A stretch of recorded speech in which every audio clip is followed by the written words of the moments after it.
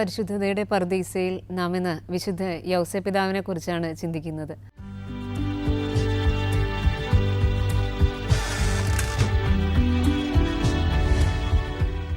യൗസേപ്പിതാവിനെ കുറിച്ച് പറയുമ്പോൾ നമുക്ക് അധികം പരാമർശങ്ങളിലൊന്നും ബൈബിളിൽ കണ്ടെത്താൻ സാധിച്ചെന്ന് വരികയില്ല. കാരണം സുവിശേഷങ്ങളിലൊക്കെ വളരെ കുറച്ച് ഭാഗങ്ങളിൽ മാത്രമാണ് വിശുദ്ധ യൗസേപ്പിതാവിനെ കുറിച്ച് പറയപ്പെടുക. അതുകൊണ്ട് തന്നെ അദ്ദേഹത്തിൻ്റെ ചരിത്രപരമായിട്ടുള്ള വിവരങ്ങൾ നമുക്ക് അതിൽ നിന്ന് എടുക്കാനായിട്ട്, ബൈബിളിൽ നിന്ന് എടുക്കാനായിട്ട് കുറച്ചേ നമുക്ക് ലഭ്യമാവുകയുള്ളൂ. എന്നാൽ പല മിസ്റ്റേക്കുകൾക്കും അതുപോലെ തന്നെ ചരിത്രപരമായിട്ട് ട്രഡീഷൻസൊക്കെ വഴി നമുക്ക് കിട്ടിയ വിവരങ്ങളൊക്കെ വെച്ചിട്ടാണ് നമുക്ക് യൗസേപ്പിതാവിൻ്റെ ജനനവും ജീവചരിത്രമൊക്കെ കൂടുതലായിട്ട് അറിയാൻ സാധിക്കുക. അങ്ങനെ വെച്ച് നോക്കുമ്പോൾ യൗസേപ്പിതാവ് ജനിച്ചെന്ന് പറയുന്നത് 30 AD ബെത്ലഹേമിൽ. വിശുദ്ധ യൗസേപ്പിതാവ് ദാവീദിൻ്റെ വംശത്തിൽപ്പെട്ട ഒരു വ്യക്തിയായിരുന്നു. അദ്ദേഹത്തിൻ്റെ പിതാവ് യാക്കോബ്, അമ്മ റാഹേൽ. അപ്പോൾ യൗസേപ്പിതാവിൻ്റെ ജനനവുമായിട്ട് ബന്ധപ്പെട്ട് വളരെ നമുക്ക് ഒരുപാട് വിവരങ്ങൾ, മിസ്റ്റേക്കുകൾ വഴി ലഭിച്ച വിവരങ്ങൾ നമുക്ക് ലഭ്യമാണ്. അതിൽ അങ്ങനെ വെച്ച് നമുക്ക് ലഭിച്ച ഒരു യൗസേപ്പിതാവിൻ്റെ ജനനവുമായിട്ട് ബന്ധപ്പെട്ട ഒരു വളരെ അത്ഭുതകരമായ ഒരു കാര്യം ഇങ്ങനെയാണ് പറയപ്പെടുക.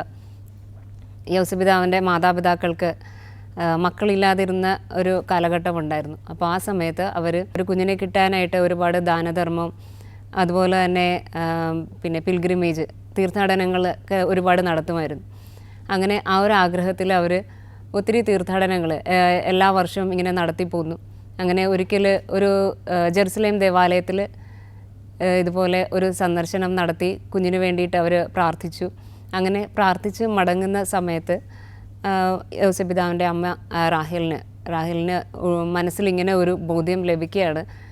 ദൈവം തൻ്റെ പ്രാർത്ഥനകൾക്ക് ഉത്തരം നൽകുകയാണ്, ഉടനെ തന്നെ തനിക്കൊരു കുഞ്ഞിനെ ലഭിക്കും എന്നുള്ളൊരു ബോധ്യം, എന്തോ ഒരു പ്രത്യേകമായൊരു സ്വർഗീയ അനുഭവം മനസ്സിൽ റാഹേലിന് ലഭിക്കുന്നു. അങ്ങനെ അവർ അവിടെ നിന്ന് മടങ്ങിപ്പോരുമ്പോൾ ഏതാനും നാളുകൾക്ക് ശേഷം, അധികം താമസിക്കാതെ തന്നെ അവർക്ക് റാഹേൽ ഗർഭവതിയാവുകയും ജോസഫിനെ ഉദരത്തിൽ കൺസീവ് ആവുകയും ചെയ്യുന്നു. അപ്പോൾ ആ ഒരു സമയത്ത് റാഹേലിനും അതോടൊപ്പം തന്നെ യാക്കോബിനും ഒരേ സമയം മാലാഖ സ്വപ്നത്തിൽ ഇങ്ങനെ ഒരു ദർശനം നൽകി പറയുന്നു, ഈ കുഞ്ഞ് പ്രത്യേകമായിട്ട് ദൈവം അയച്ചതാണ്. ഈ കുഞ്ഞ് മിശിഹായെ, അതായത് യഹൂദ ജനത കാലങ്ങളായിട്ട് കാത്തിരുന്ന ആ ഒരു മിശിഹായെ ഈ കുഞ്ഞ് ദർശിക്കാൻ ഇടയാകും എന്നുള്ള കാര്യം ഇവർക്ക് രണ്ടുപേർക്കും മാലാഖ വെളിപ്പെടുത്തി കൊടുക്കുന്നുണ്ട്. അപ്പോൾ ഈ ഒരു വെളിപാട് അവർക്ക് ഭയങ്കര ഒരു വലിയൊരു സ്വർഗീയ അനുഭവം ആയിട്ട് അവർക്ക് ഉള്ളിൽ അവർക്ക് ഫീൽ ചെയ്തു. അത് തന്നെ, പക്ഷേ ഇത് അവരാരും പുറത്ത് മറ്റുള്ളവരോടൊന്നും ഇത് അറിയിക്കാനായിട്ട് അവർ മുതിർന്നില്ല. അവർ അത് മനസ്സിൽ തന്നെ സൂക്ഷിച്ചു. എന്നിട്ട് ഈ കുഞ്ഞിന് വേണ്ടിയിട്ട് അവർ പ്രാർത്ഥനയോടെ കാത്തിരുന്നു. അങ്ങനെയാണ് ഈ ദൈവത്താൽ പ്രത്യേകമായിട്ട് നിയോഗിക്കപ്പെട്ട ജോസഫ്, അതായത് രക്ഷകൻ്റെ വളർത്തു പിതാവായ ജോസഫ് ജനിക്കുന്നത്. ജോസഫിൻ്റെ ഒരു ജനനത്തിന് ശേഷം ജോസഫിൻ്റെ ആ ഒരു ബാല്യകാലഘട്ടത്തെക്കുറിച്ച് പറയുകയാണെങ്കിൽ ഇങ്ങനെയാണ്. ജോസഫ് ഭയങ്കര ദൈവവിശ്വാസത്തിലാണ് വളർന്നത്. ഭക്തരായ മാതാപിതാക്കൾ ജോസഫിനെയും ആ ഒരു വിശ്വാസത്തിൽ, ദൈവവിശ്വാസത്തിൽ വളർത്താനായിട്ട് കാര്യമായിട്ട് പരിശ്രമിച്ചു. ജോസഫ് നിരന്തരം ദേവാലയത്തിൽ സന്ദർശിച്ച് പ്രാർത്ഥിക്കുകയും അതോടൊപ്പം തന്നെ ശുദ്ധതയുടെ വ്രതം എടുത്ത ഒരു വ്യക്തിയായിരുന്നു വിശുദ്ധ യൗസേപ്പിതാവ്. അങ്ങനെ അദ്ദേഹം ഈ ആ ഒരു കാലഘട്ടം, ബാല്യകാലത്തിൽ പൂർണ്ണമായിട്ടും ദൈവവിശ്വാസത്തിൽ തന്നെയാണ് അദ്ദേഹം വളർന്നു വന്നത്. അത് കഴിഞ്ഞ് കുറച്ചും കൂടി വിവാഹപ്രായം ആയ സമയത്ത് ആണ് അദ്ദേഹത്തിൻ്റെ ജീവിതത്തിൽ വളരെ നിർണായകമായ സംഭവങ്ങൾ നടക്കുക. ജോസഫ് ഒരു മരപ്പണിക്കാരനായിരുന്നെന്ന് നമുക്കറിയാം. അങ്ങനെ മരപ്പണിയിൽ വളരെ വിദഗ്ധമായിട്ട് എല്ലാ കാര്യങ്ങളും ചെയ്യുന്ന എല്ലാത്തിലും നല്ല മികവ് പുലർത്തിയിരുന്ന ഒരു വ്യക്തിയായിരുന്നു ജോസഫ്. അങ്ങനെ ജോസഫ് ഒരിക്കൽ ഇങ്ങനെ പ്രാർത്ഥിച്ചുകൊണ്ടിരിക്കുമ്പോൾ ഇങ്ങനെയാണ് പറയുക, ഒരു മാലാഖ ജോസഫിന് പ്രത്യക്ഷപ്പെട്ട് പറയുന്നു, ഒരു പണിശാല, ദേവാലയത്തിൻ്റെ അടുത്ത് തന്നെ ഒരു പണിശാല ഉണ്ടാക്കണം. അവിടെ നിന്ന് ഇനി തുടർന്നുള്ള തൻ്റെ ജോലിയുമായിട്ട് ബന്ധപ്പെട്ട കാര്യങ്ങളെല്ലാം ഈ പണിശാലയിലിരുന്ന് ചെയ്യാനായിട്ട് മാലാഖ നിർദ്ദേശം നൽകുകയാണ്. ജോസഫ് ഇത് ദൈവത്തിൽ നിന്നുള്ള ആ ഒരു സന്ദേശമായിട്ട് തന്നെ സ്വീകരിച്ചുകൊണ്ട് തൻ്റെ മറ്റു കാര്യങ്ങളെല്ലാം മാറ്റിവെച്ച് ഇതുപോലെ ദേവാലയത്തിൻ്റെ അടുത്ത് തന്നെ ഒരു സ്ഥലം കണ്ടെത്തി അവിടെ ഒരു വർക്ക്ഷോപ്പ്, ഒരു പണിശാല തുടങ്ങുകയും അങ്ങനെ ജോസഫ് തൻ്റെ തൊഴിലിൽ വളരെ മികവ് പുലർത്തി മുന്നോട്ട് പോയിക്കൊണ്ടിരിക്കുകയും ചെയ്യായിരുന്നു. അപ്പോൾ ജോസഫിൻ്റെ ഒരു പ്രത്യേകത എന്ന് പറഞ്ഞാൽ ഒരു ജോലി ചെയ്യുന്നെങ്കിൽ ആ ജോലിയുടെ കൂലി മാത്രമേ കൃത്യമായിട്ട് മേടിക്കുമായിരുന്നുള്ളൂ. ജോലി ചെയ്താൽ മാത്രം, കൂടുതൽ അതിന് എക്സ്ട്രാ ആയിട്ട് പൈസ ഈടാക്കുകയോ അങ്ങനെ ഒന്നും ചെയ്തിരുന്നില്ല. വളരെ സത്യസന്ധമായിട്ടാണ് ജോസഫ് ജോലി ചെയ്തിരുന്നത്. അപ്പോൾ ഇങ്ങനെയാണ് പറയുക, പലപ്പോഴും എല്ലാവരും മിക്കവരും തന്നെ ജോസഫിൻ്റെ ഈ ഒരു സത്യസന്ധതയെ ചൂഷണം ചെയ്തിരുന്നു. അതായത് പണി ചെയ്യിപ്പിക്കും, പക്ഷേ അതിനുള്ള കൂലി കൊടുക്കാത്ത ഒരവസ്ഥ. അപ്പോൾ ജോസഫ് എന്നാലും തൻ്റെ ജോലിയിൽ ഒരു വീഴ്ചയും വരുത്താതെ വളരെ ആത്മാർത്ഥതയോടുകൂടി തന്നെ ചെയ്തു പോന്നിരുന്നു. അങ്ങനെ ഇരിക്കുമ്പോഴാണ് ഒരിക്കൽ ഇതുപോലെ ഒരു വ്യക്തി ജോസഫിന് ജോലി ചെയ്യാനായിട്ട് ഏൽപ്പിച്ചു. പക്ഷേ കൂലി കൊടുത്തില്ല. ജോസഫിന് അത് നല്ല വിഷമമായി. പക്ഷേ അദ്ദേഹം അതെല്ലാം വളരെ സമചിത്തതയോടുകൂടി തന്നെ അത് സ്വീകരിച്ചു. എന്നാൽ അദ്ദേഹത്തെ ആ വ്യക്തിയെ എതിർത്ത് പറയുകയോ വിമർശിക്കുകയോ ഒന്നും ചെയ്യാതെ ദൈവത്തിൽ നിന്ന് അതിനുള്ള കരുതൽ, അതായത് ദൈവം തന്നെ കരുതിക്കോളും എന്നുള്ള ഒരു വിശ്വാസത്തിൽ തന്നെ മുന്നോട്ട് പോയി. അപ്പോൾ ഇങ്ങനെ പല സന്ദർഭങ്ങളും ജോസഫിൻ്റെ ജീവിതത്തിൽ ഉണ്ടായപ്പോഴും എല്ലാം ദൈവത്തിൽ ആശ്രയിച്ച് മുന്നോട്ട് പോയി. അപ്പോഴെല്ലാം ജോസഫിന് കൃത്യമായിട്ട് തനിക്ക് ആവശ്യമായിട്ടുള്ള, ഇപ്പോൾ ഭക്ഷണമില്ലാത്ത അവസ്ഥ, ഇപ്പോൾ കൂലി കിട്ടാതെ വരുമ്പോഴത്തേക്കും ഭക്ഷണം ഉണ്ടാകാറില്ല. പക്ഷേ ദൈവത്തിലുള്ള ആ ഒരു ആശ്രയത്വം കൊണ്ട് തന്നെ ജോസഫിന് കൃത്യസമയങ്ങളിൽ ചിലപ്പോൾ അയൽക്കാരിൽ നിന്നായിരിക്കും ആരെങ്കിലും കൃത്യസമയത്ത് ഭക്ഷണം എത്തിച്ചു കൊടുക്കുക. അങ്ങനെ ജോസഫിൻ്റെ ആവശ്യങ്ങൾക്കൊന്നും യാതൊരു വീഴ്ചയും വരാതെ തന്നെ കാര്യങ്ങളെല്ലാം മുന്നോട്ട് പോയിക്കൊണ്ടിരുന്നു. പല അവസരങ്ങളിലും ജോസഫിന് മറ്റുള്ളവരിൽ നിന്ന് ഒത്തിരി വിമർശനങ്ങൾ കേൾക്കേണ്ടി വന്നിട്ടുണ്ട്. അത് ജോസഫ് എന്തെങ്കിലും തെറ്റ് ചെയ്തുകൊണ്ടല്ല, പക്ഷേ അദ്ദേഹം ചെയ്യുന്ന കാര്യങ്ങളിലെ പ്രവൃത്തികളിലുള്ള അസൂയ നിമിത്തം പലരും ജോസഫ് വെളിയിലോട്ട് ഇറങ്ങുമ്പോഴത്തേക്കും ബോധപൂർവം വഴിയിൽ വന്ന് നിന്ന് യുവജനങ്ങൾ തന്നെ, ആ പ്രായത്തിലുള്ളവർ തന്നെ കരുതിക്കൂട്ടി ജോസഫിനെ മോശക്കാരനായിട്ട് കാണിക്കാൻ വഴിയിൽ വെച്ച് അപമാനിക്കുകയും നിന്ദിക്കുകയൊക്കെ ചെയ്തിട്ടുണ്ട്.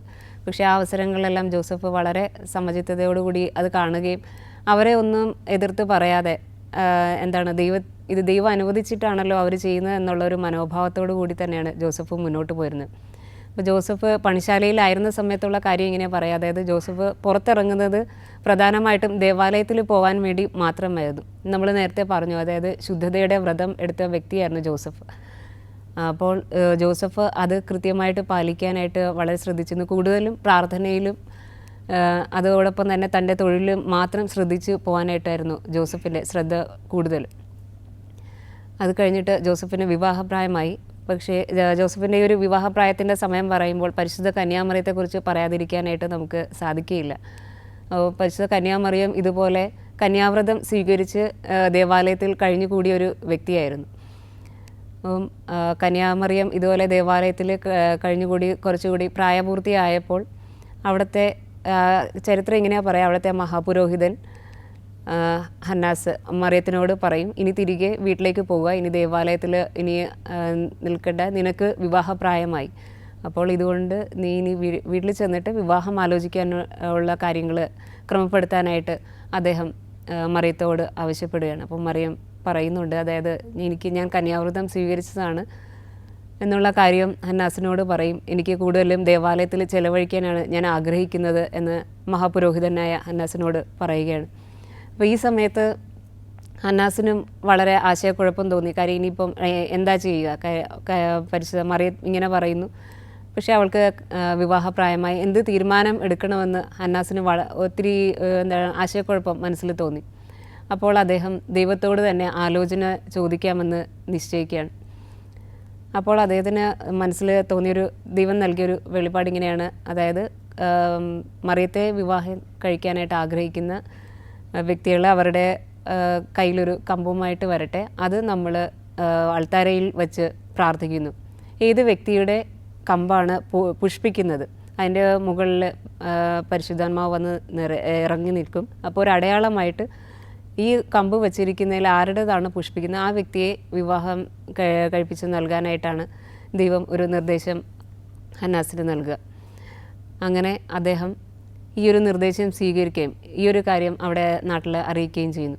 അങ്ങനെ കുറച്ച് പേര് വരുന്നുണ്ട്. അതിൻ്റെ കൂടെ നമ്മുടെ ജോസഫും എത്തുന്നു. ജോസഫിൻ്റെ കയ്യിലും ഒരു ഉണക്ക കമ്പുണ്ട്. ജോസഫിൻ്റെ കമ്പ് അവിടെ അൾത്താരയിൽ വെച്ച് പ്രാർത്ഥിക്കുന്ന സമയത്ത് പെട്ടെന്ന് ആ ഒരു ഉണക്കക്കമ്പ് പുഷ്പിക്കുകയും അതിൽ ലില്ലിപ്പൂക്കൾ വന്നെന്നാണ് പറയുക. ലില്ലിപ്പൂക്കൾ വരികയും അതോടൊപ്പം ഒരു അടയാളമായിട്ട് അതിൻ്റെ മുകളിൽ പരിശുദ്ധാത്മാവ് വന്ന് നിൽക്കുന്നതായിട്ട്, പ്രാവിൻ്റെ രൂപത്തിൽ നിൽക്കുന്നതായിട്ടുമാണ് കഥകൾ പറയുക. അതുകൊണ്ടാണ് നമ്മൾ യൗസേപ്പ് പിതാവിൻ്റെ ചിത്രങ്ങൾ കാണുമ്പോൾ പലപ്പോഴും കയ്യിൽ ഒരു ലില്ലിപ്പൂക്കൾ പിടിച്ചിട്ടുള്ള ഒരു യൗസേപ്പ് പിതാവിൻ്റെ ചിത്രം നമ്മൾ പലരും കണ്ടിട്ടുണ്ടാകും. അതിൻ്റെ പിന്നിലെ കഥ ഇതാണ്. അങ്ങനെയാണ് ഇവരുടെ വിവാഹ നിശ്ചയത്തിലേക്ക് പോകുന്നത്. യൗസേപ്പും മറിയവും തമ്മിലുള്ള വിവാഹ നിശ്ചയം അങ്ങനെ നടത്തി കൊടുക്കുന്നു. പിന്നീടുള്ള ഓരോ ഘട്ടവും, അതായത് ജോസഫിൻ്റെ ജീവിതത്തിലെ ഓരോ ഘട്ടവും വളരെ പരീക്ഷണങ്ങൾ നിറഞ്ഞതായിരുന്നു. എന്നാൽ ദൈവത്തിൻ്റെ ശക്തമായ ഇടപെടലും നമുക്ക് കാണാൻ സാധിക്കും. നമുക്കറിയാം, ബൈബിളിൽ തന്നെ നമ്മൾ വായിച്ചു കേട്ടിട്ടുണ്ട് സുവിശേഷങ്ങളിൽ. അതായത് മറിയവുമായിട്ടുള്ള വിവാഹ നിശ്ചയം നടത്തി കഴിഞ്ഞപ്പോൾ മറിയം ഗർഭവതിയാണെന്ന് യൗസേപ്പ് പറയാണ്. സാധാരണ ഏതൊരു പുരുഷനും താൻ വിവാഹം കഴിക്കാൻ പോകുന്ന വ്യക്തിയെ ഗർഭവതിയാണെന്ന് അറിഞ്ഞാൽ എന്തായിരിക്കും ഒരാളുടെ ഒരു റിയാക്ഷൻ? അപ്പോൾ സ്വാഭാവികമായിട്ടും യൗസേപ്പ് പിതാവിനും ഒരുപക്ഷെ അങ്ങനെയൊക്കെ തന്നെ തോന്നിയിട്ടുണ്ടാവാം. വ്യക്തിയെ എങ്ങനെയെങ്കിലും ഇനി ബന്ധം മുന്നോട്ട് പോകണ്ട എന്ന് തന്നെ വിവാഹ നിശ്ചയം കഴിഞ്ഞിട്ട് അങ്ങനെ തീരുമാനിക്കാനായിട്ട് അദ്ദേഹത്തിന് ആദ്യം മനസ്സിൽ തോന്നി. പക്ഷേ ഇങ്ങനെ ആണ് പറയുക, അദ്ദേഹത്തിന് മനസ്സിൽ വ്യക്തിയെ ഉപേക്ഷിക്കണം, പക്ഷേ രഹസ്യമായിട്ട് ഉപേക്ഷിക്കാൻ, മറിയത്തെ രഹസ്യമായിട്ട് ഉപേക്ഷിക്കാനാണ് യൗസേപ്പ് പിതാവ് നിശ്ചയിക്കുന്നത്. അപ്പോൾ യൗസേപ്പ് പിതാവിൻ്റെ മനസ്സിൽ കൂടി വന്ന ഒരു കാര്യം ഇതാണ്, അവൾ മോശക്കാരിയാണെങ്കിൽ കൂടിയും മറ്റുള്ളവരുടെ മുന്നിൽ അപമാനിതയാക്കാനായിട്ട് യൗസേപ്പ് പിതാവ് ആഗ്രഹിച്ചില്ല. തെറ്റ് ചെയ്തിട്ടുണ്ടായിരിക്കാം. അപ്പോൾ അങ്ങനെയാണെങ്കിൽ അപമാനിക്കേണ്ട എന്നൊരു തീരുമാനം യൗസേപ്പ് പിതാവിൻ്റെ മനസ്സിലുണ്ടായിരുന്നു. അങ്ങനെയാണ് അദ്ദേഹം രഹസ്യത്തിൽ മറിയത്തെ ഉപേക്ഷിക്കാനായിട്ട് തീരുമാനിക്കുക. ഈ ഒരു തീരുമാനം മനസ്സിൽ എടുത്തപ്പോൾ തന്നെ ആ നാളുകളിൽ യൗസേപ്പ് പിതാവിന് ഉറക്കത്തിൽ നമ്മൾ സുവിശേഷങ്ങളിൽ വായിക്കുന്നുണ്ട്, മാലാഖ പ്രത്യക്ഷപ്പെട്ട് യൗസേപ്പ് പിതാവിനോട് പറയുന്നു, മറിയത്തെ ഭാര്യയായിട്ട് സ്വീകരിക്കാൻ നീ ശങ്കിക്കേണ്ട, അവൾ പരിശുദ്ധാത്മാവിനാലാണ് ഗർഭിണിയായിരിക്കുന്നതെന്ന് യൗസേപ്പ് പിതാവിനെ അറിയിക്കുകയാണ്. ഇത് കേട്ടപ്പോൾ തന്നെ അദ്ദേഹത്തിന് മറിയത്തിൻ്റെ ചാരിത്രത്തിലുള്ള കാര്യത്തിൽ ഉറപ്പായി. അതായത് താൻ ഇനി കാണാൻ പോകുന്നത് രക്ഷകൻ്റെ അമ്മയാണ് താൻ ഇനി സ്വീകരിക്കാൻ പോകുന്നതെന്നുള്ള ബോധ്യം യൗസേപ്പ് പിതാവിന് അവിടെ വെച്ച് ലഭിക്കുന്നു. അപ്പോൾ യഹൂദരുടെ ആചാരപ്രകാരം നമ്മൾ പലരും കേട്ടിട്ടുണ്ടാകും, യഹൂദരുടെ ആചാരപ്രകാരം ആരെങ്കിലും ഇതുപോലെ തെറ്റ് ചെയ്തു എന്ന് കണ്ടു കഴിഞ്ഞെന്നാൽ നിയമപ്രകാരം അവരെ കല്ലെറിഞ്ഞ് കൊല്ലുകയാണ് പതിവ്.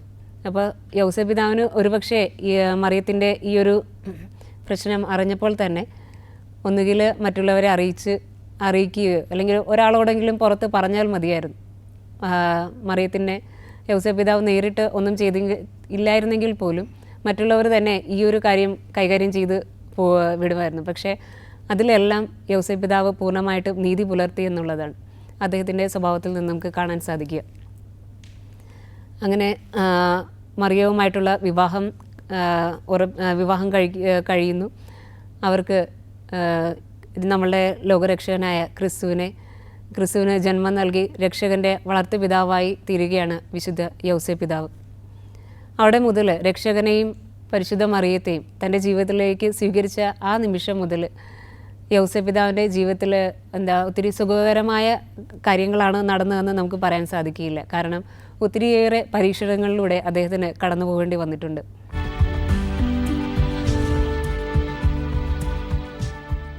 മറിയമായിട്ടുള്ള വിവാഹ നിശ്ചയ സമയത്ത് ഇങ്ങനെ ഒരു സംഭവം നടക്കുന്നുണ്ട്. അതായത് യൗസേപ്പ് പിതാവ് എന്ത് ചെയ്യണമെന്നൊരു തീരുമാനം എടുക്കാൻ വളരെ ആശയക്കുഴപ്പത്തിലായിരിക്കുന്ന സമയത്ത് ഹന്നാസ് എന്ന മഹാപുരോഹിതൻ, അതായത് മറിയം പ്രാർത്ഥിച്ചിരുന്ന ദേവാലയത്തിലെ ആ ഹന്നാസ് എന്ന മഹാപുരോഹിതൻ ഈ ഒരു വിവരം അറിയുകയും അദ്ദേഹത്തിന് ഇവരുടെ കാര്യത്തിൽ ഒത്തിരി സംശയം ഉണ്ടാവുകയും ചെയ്യുന്നുണ്ട്.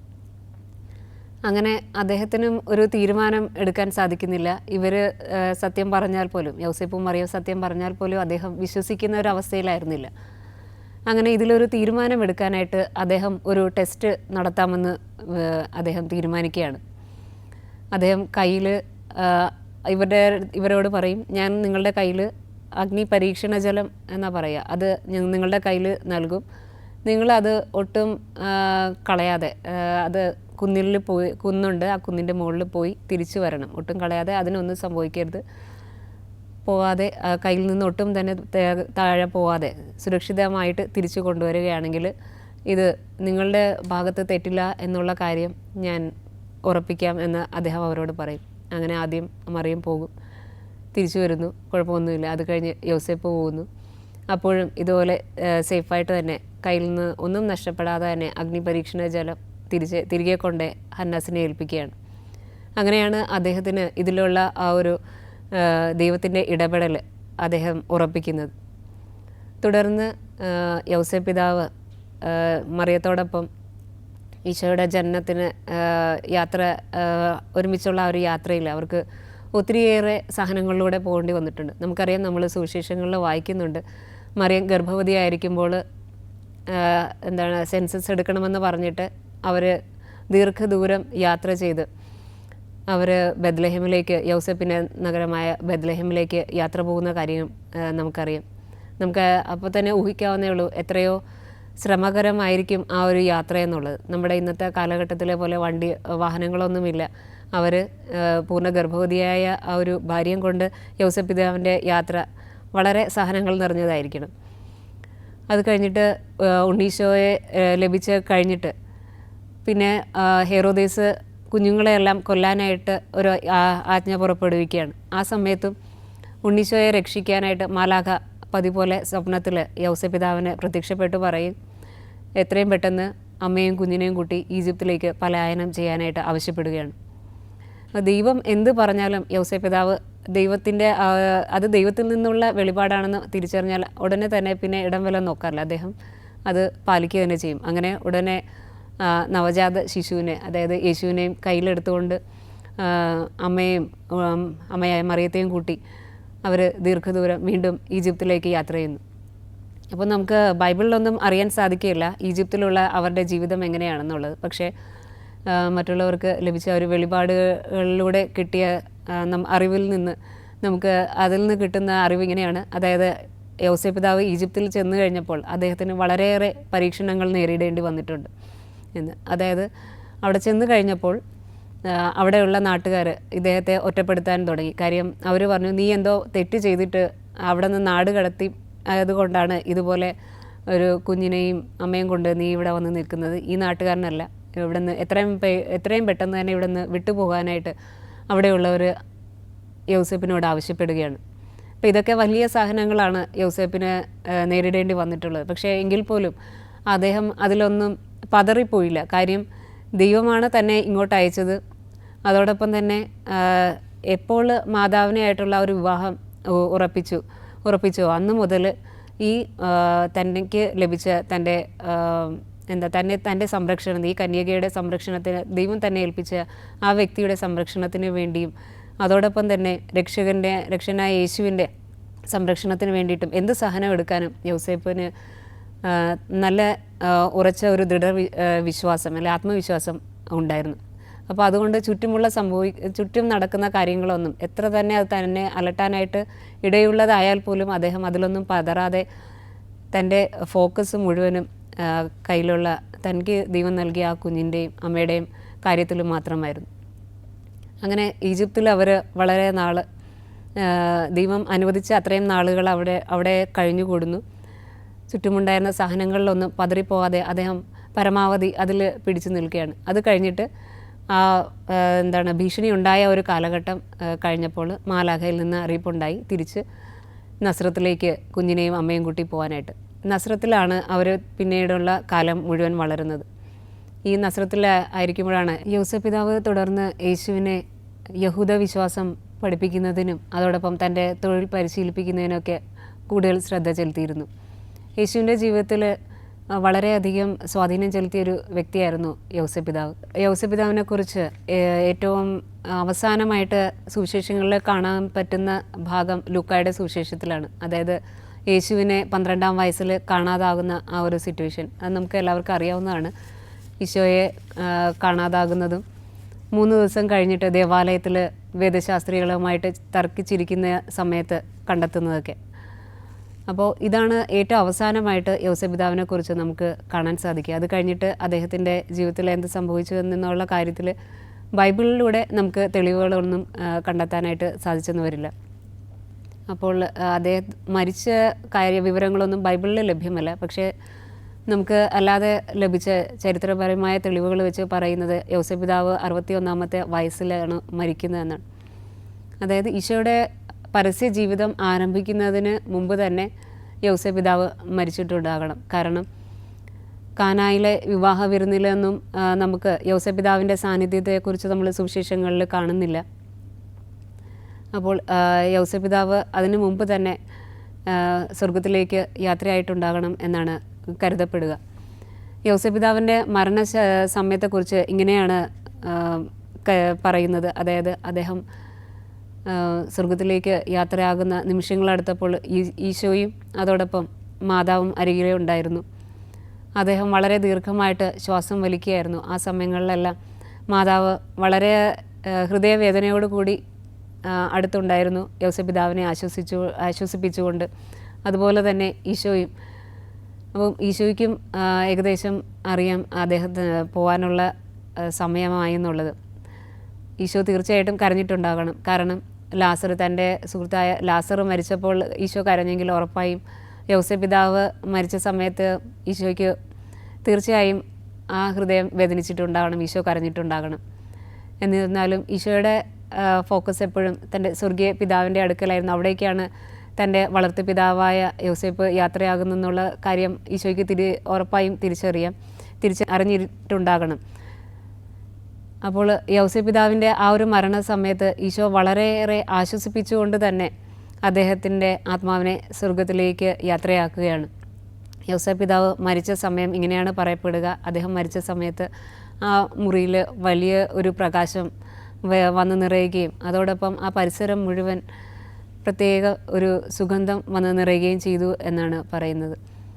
യൗസേപ്പിതാവിൻ്റെ ഭൗതിക അവശിഷ്ടങ്ങൾ ഇപ്പോൾ എവിടെയാണെന്നൊന്നും നമുക്ക് കണ്ടെത്താനായിട്ടില്ല. എന്നാൽ തന്നെ അദ്ദേഹം നല്ല മരണത്തിൻ്റെ മധ്യസ്ഥനാണ്. കാരണം യൗസേപ്പിതാവ് മരിച്ച സമയത്ത് അദ്ദേഹത്തിൻ്റെ കൂടെ ഈശോ ഉണ്ടായിരുന്നു, മാതാവ് ഉണ്ടായിരുന്നു. അപ്പോൾ നല്ല മരണങ്ങൾ ലഭിക്കാനായിട്ട് എപ്പോഴും നമ്മൾ മാധ്യസ്ഥം വ്യാഴ്ച പ്രാർത്ഥിക്കുന്നത് വിശുദ്ധ യൗസേപ്പിതാവിനോടാണ്. യൗസേപ്പിതാവിൻ്റെ സാന്നിധ്യം തുടർന്നും അതോടൊപ്പം തന്നെ തൊഴിൽ ചെയ്യുന്ന എന്തെങ്കിലും ജോലി ചെയ്യുന്നവർക്കൊക്കെ അവരുടെ തൊഴിലാളികളുടെ മധ്യസ്ഥനാണ് വിശുദ്ധ യൗസേപ്പിതാവ്. നമ്മൾ നേരത്തെ കണ്ടു എത്രത്തോളം ആത്മാർത്ഥതയോടു കൂടിയാണ് അദ്ദേഹം തൻ്റെ തൊഴിൽ അഭ്യസിച്ചിരുന്നത് എന്നുള്ളത്. അതുപോലെ നമ്മൾക്കും നമ്മുടെ തൊഴിൽ മേഖലകളിൽ എന്തെങ്കിലും പ്രയാസങ്ങൾ നേരിടുമ്പോഴോ അല്ലെങ്കിൽ അതിൽ വിജയം വരിക്കാനൊക്കെ ആയിട്ട് നമ്മളെ പ്രത്യേക മധ്യസ്ഥനായിട്ട് തിരഞ്ഞെടുക്കാൻ സാധിക്കുന്ന വിശുദ്ധനാണ് വിശുദ്ധ യൗസേപ്പിതാവ്. അതുപോലെ തന്നെ കന്യകകളുടെ കാവൽക്കാരൻ എന്നും വിശുദ്ധ യൗസേപ്പിതാവ് അറിയപ്പെടുന്നു. കാരണം കന്യകയായ പരിശുദ്ധ മറിയത്തെ തൻ്റെ ഭാര്യയായി സ്വീകരിച്ചു. എന്നാൽ സാധാരണ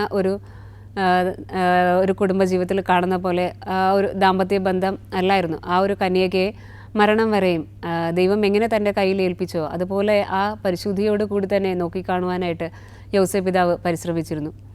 അതുകൊണ്ടാണ് കന്യകകളുടെ കാവൽക്കാരനാണ് വിശുദ്ധ യൗസേപ്പിതാവെന്ന് നമ്മൾ പറയുന്നത്. നമ്മൾക്കും നമ്മളുടെ അനുദിന ജീവിതത്തിൽ വിശുദ്ധ യൗസേപ്പിതാവിൻ്റെ മാധ്യസ്ഥം യാചിച്ച് നമുക്ക് പ്രാർത്ഥിക്കാം.